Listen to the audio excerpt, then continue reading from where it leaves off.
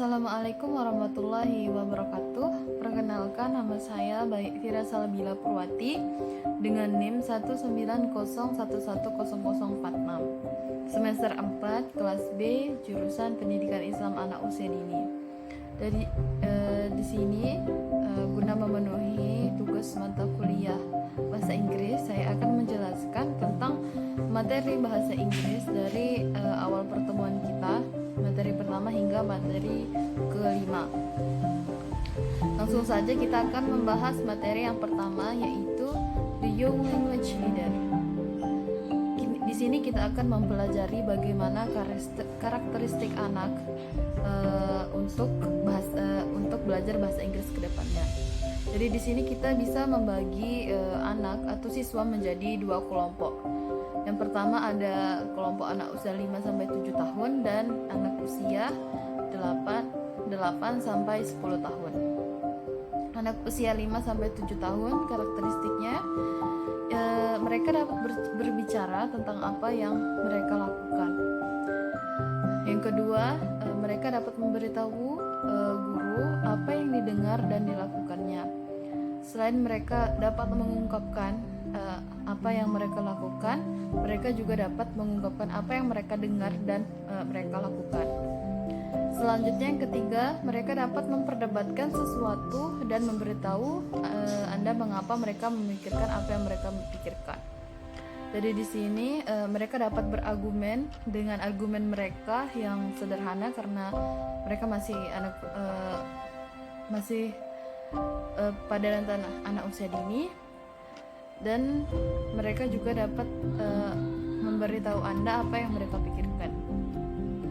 Selanjutnya yang keempat, mereka dapat menggunakan alasan yang logis. Di sini mereka sudah dapat menggunakan alasan-alasan yang logis dan tidak menggunakan alasan yang seperti fantasi pada anak usia dini. Selanjutnya, anak dapat mengerti interaksi orang lain. Jadinya anak-anak mengerti apa yang sedang dibicarakan oleh orang lain. Selanjutnya, anak lebih mengenal situasi daripada bahasa yang digunakan. Jadi anak-anak mereka sudah dapat mengerti bagaimana situasi yang terjadi dibandingkan bahasa yang digunakan oleh orang tersebut yang berada dalam situasi tersebut. Selanjutnya yang ketujuh, mereka menggunakan keterampilan bahasa jauh sebelum mereka menyadarinya. Jadi anak dalam rentang usia 5-7 tahun mengerti bahasa jauh sebelum mereka mengerti bagaimana makna dari bahasa tersebut. Jadi mereka sudah mengerti dari apa yang orang-orang katakan sebelum mereka mengetahui maknanya terlebih dahulu. Selanjutnya, anak memiliki rentang konsentrasi dan perhatian yang pendek. Anak usia dini pada umumnya memiliki rentang konsentrasi yang sangat pendek dan mereka mudah bosan. Jadinya mereka akan mengalihkan perhatian mereka kepada yang lainnya. Selanjutnya, mereka sulit membedakan yang fakta dan fiksi. Jadi di sini usia 5-7 tahun mereka masih susah untuk membedakan mana hal-hal yang fakta dan mana hal-hal yang fiksi. Karena dunia anak adalah dunia fantasi dan mereka masih belum bisa membedakannya. Yang selanjutnya, yang 10, anak mereka senang bermain dan bekerja sendiri tanpa ditemani orang lain. Kita tidak bisa memaksa anak untuk bekerja atau bermain dengan teman yang lainnya. Karena di sini sifat egosentris anak atau sifat ingin menang sendiri itu masih ada, dan kita tidak bisa memaksanya untuk senang bermain dan bekerja dan ditemani orang lain. Selanjutnya anak usia 8-10 tahun. Di sini rentang anak usia 8-10 tahun sudah bisa membedakan mana yang fakta dan mana yang fiksi. Mereka selalu bertanya. Jadi mereka selalu bertanya tentang keresahannya, tentang apa yang mereka tidak tahu, hingga rasa penasarannya tersebut terpenuhi. Yang ketiga, mereka memiliki pandangan pasti tentang apa yang mereka suka dan tidak suka lakukan. Mereka dapat mengungkapkan hal yang mereka suka dan apa hal yang mereka tidak suka. Dan di sini anak dapat bekerja dan belajar dengan orang lain. Seiring berkembangnya usia mereka, jadi belajar tentang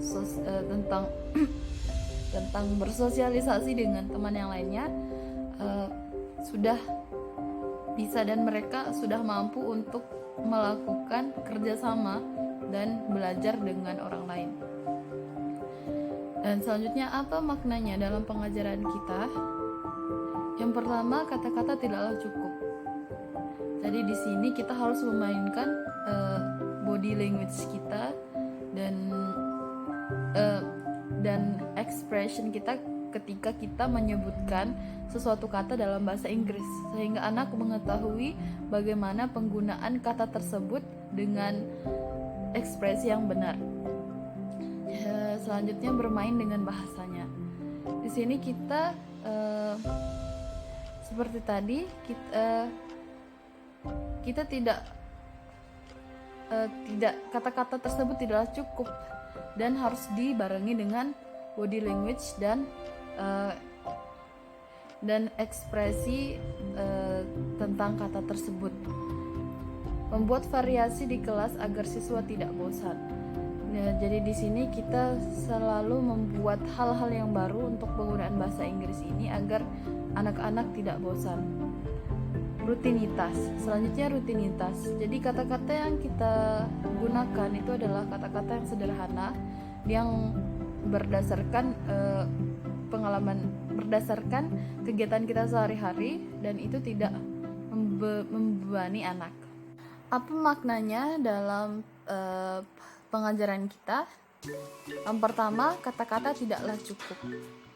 Karena ketika kita menggunakan atau mengajarkan suatu kosakata dalam bahasa Inggris yang baru kepada anak, kata-kata tersebut tidaklah cukup dan harus dibarengi oleh body language dan ekspresi wajah yang benar. Misalnya ketika kita menggunakan bahasa I'm crying, harus dengan ekspresi wajah yang sedih karena sedang sedih. Selanjutnya, bermain dengan bahasanya.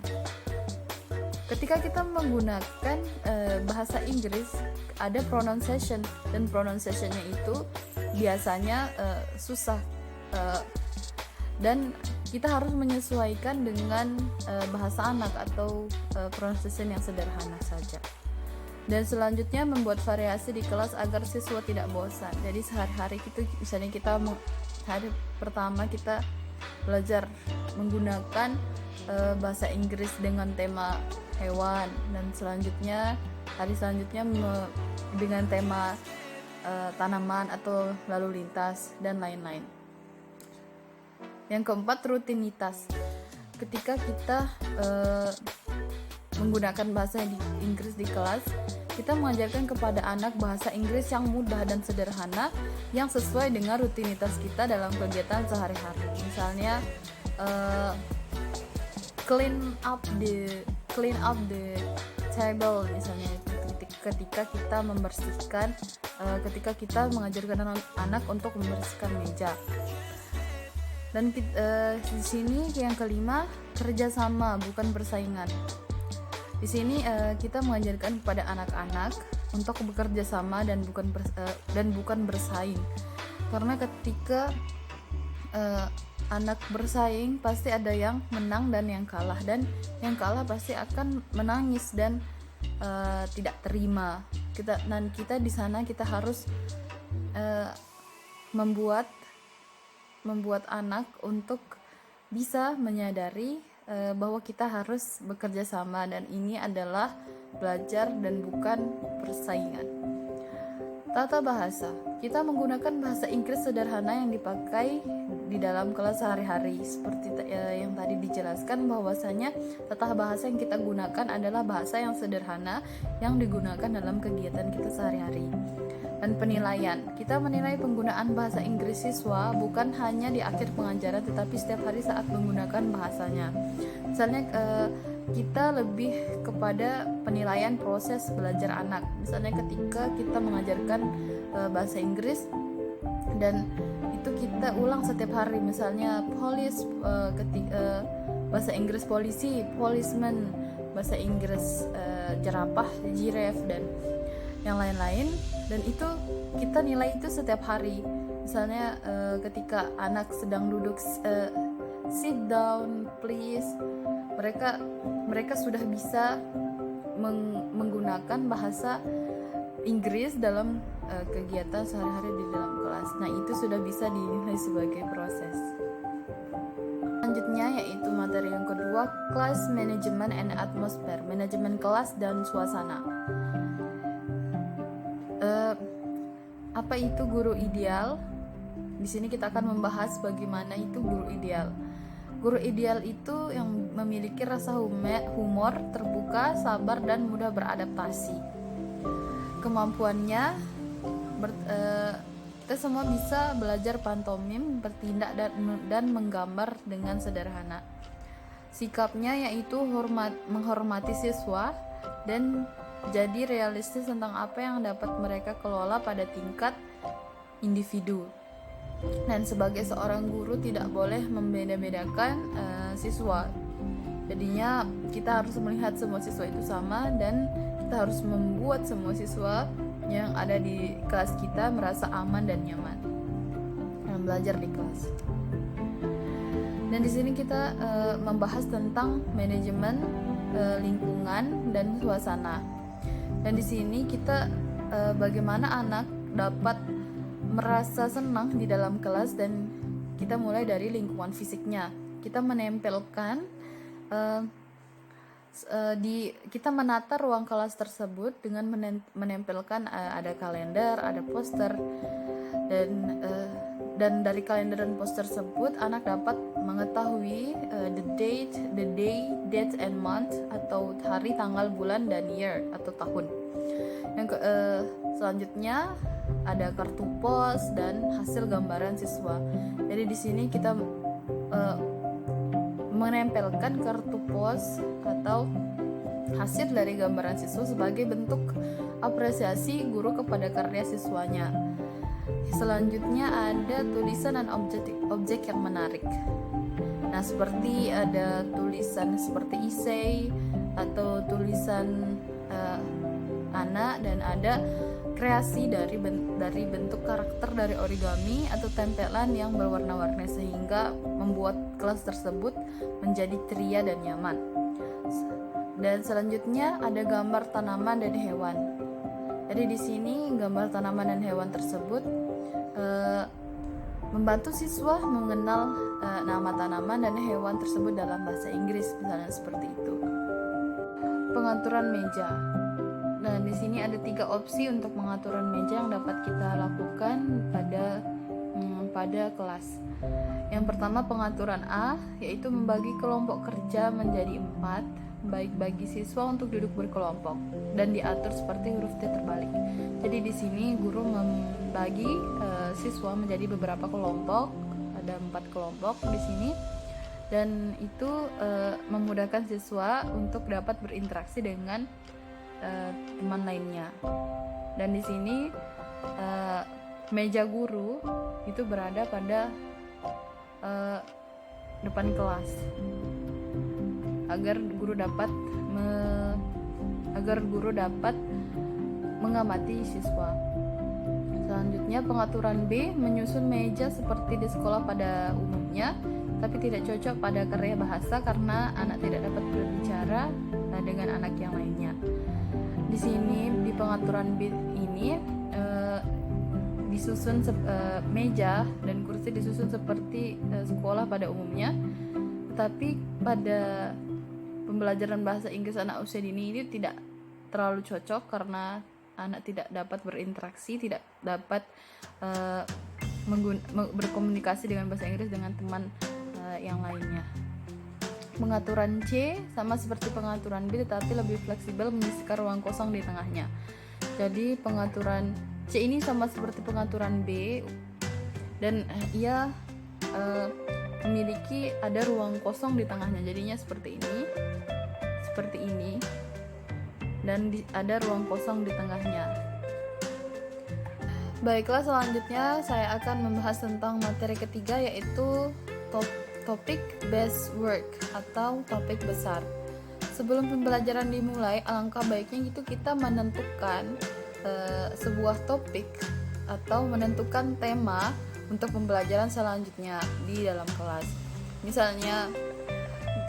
Misalnya kita tema hari ini adalah tema hewan misalnya, dan kita harus membahas hewan-hewan, nama-nama hewan dalam bahasa Inggris, dari hewan-hewan yang sering kita temui sampai hewan-hewan yang bisa kita lihat hanya ada di TV-TV atau di poster misalnya.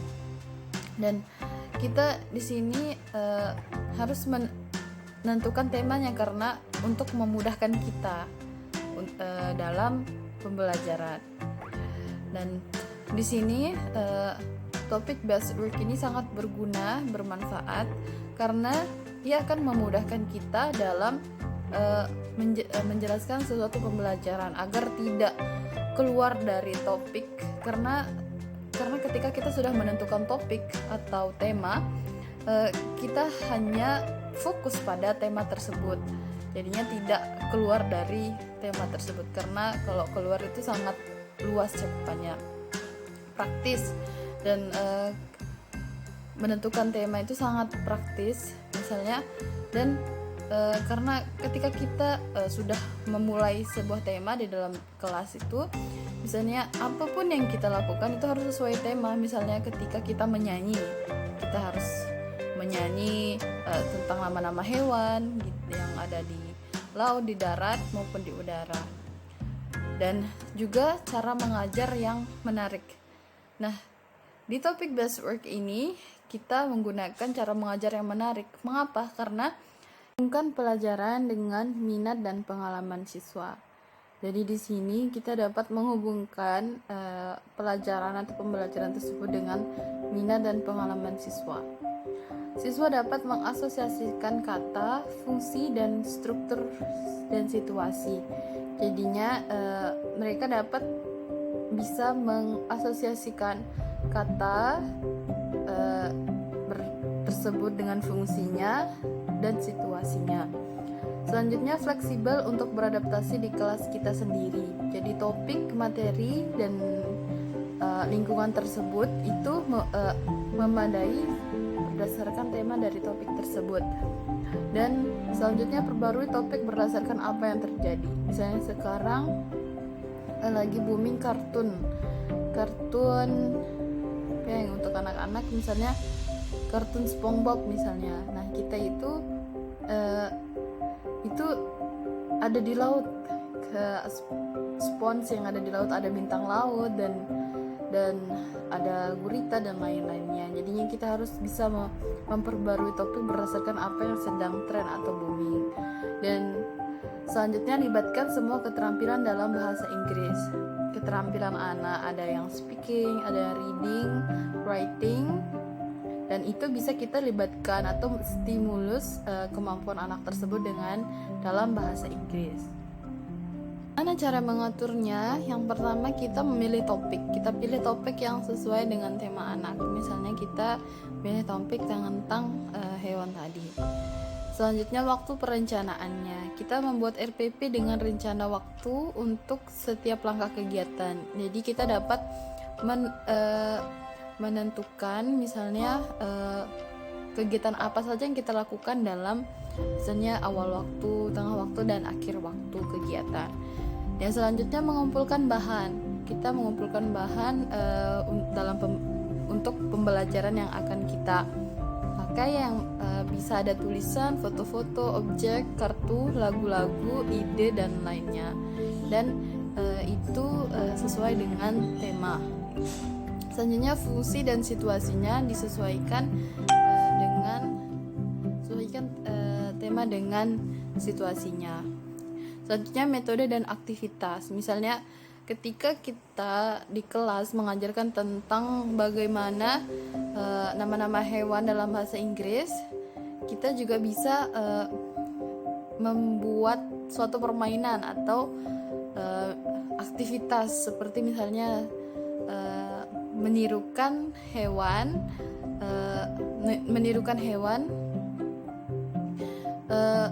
dan menyebutkan hewan tersebut dalam bahasa Inggris. Dan yang terakhir penilaian. Nah, penilaian ini yang kita nilai dari siswa itu adalah ketika saat proses pembelajarannya dan tidak pada hasil akhir pembelajaran tersebut. Ini kita menilai siswa tersebut pada kegiatan sehari-hari saat proses belajar, bukan dari hasil akhir hasil akhir penilaian tersebut. Materi yang keempat, planning to teach EFC atau perencanaan pembelajaran untuk anak-anak. Jadinya kita yang pertama membahas apa alasan guru merencanakan pekerjaan mereka. Jadi yang pertama, membuat hidup lebih mudah, karena ketika kita sudah menentukan atau merencanakan sebuah tema pembelajaran, maka itu akan memudahkan kita saat kita action atau mengaplikasikannya kepada siswa. Ya, selanjutnya menghemat waktu.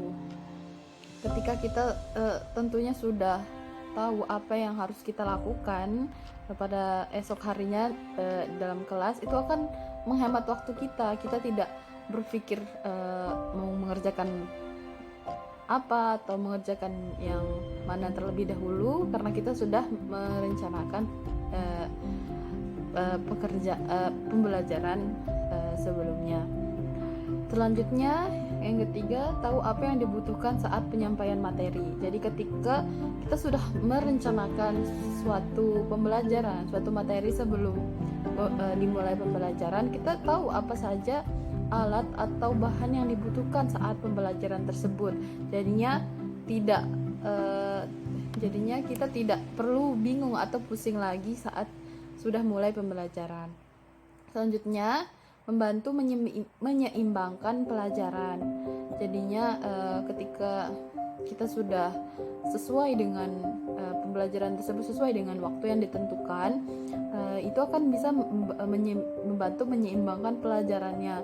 Dan kita ketika sudah merencanakan suatu pembelajaran, dan dengan mudah kita selanjutnya akan menyusun pembelajaran yang selanjutnya.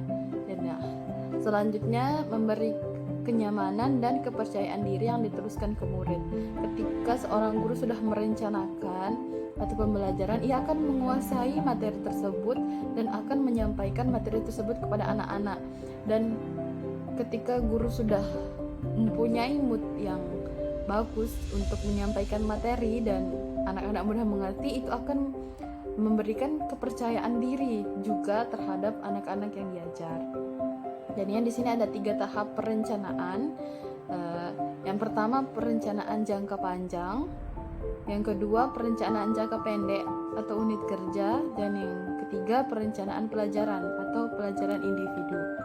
Jadi yang dimaksud dengan perencanaan jangka panjang itu bisa kita samakan dengan kurikulum, dan perencanaan jangka pendek atau unit kerja itu bisa kita samakan dengan silabus, dan yang terakhir perencanaan pelajaran atau pelajaran individu tersebut kita bisa samakan dengan RPP dan RPH.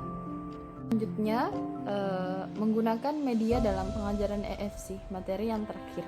Jadi di sini guru dan murid dapat bekerja sama membuat suatu media pembelajaran yang bisa digunakan dalam EFC atau pembelajaran bahasa Inggris untuk anak. Jadinya seperti yang kita lihat di slide ini, bahan untuk anak dan murid untuk dibuat ada boneka, ada maskot kelas, ada boneka kertas, pojok bahasa Inggris. Pojok bahasa Inggris ini digunakan ketika kita menempelkan atau menaruh suatu kata dalam pojok kelas, dan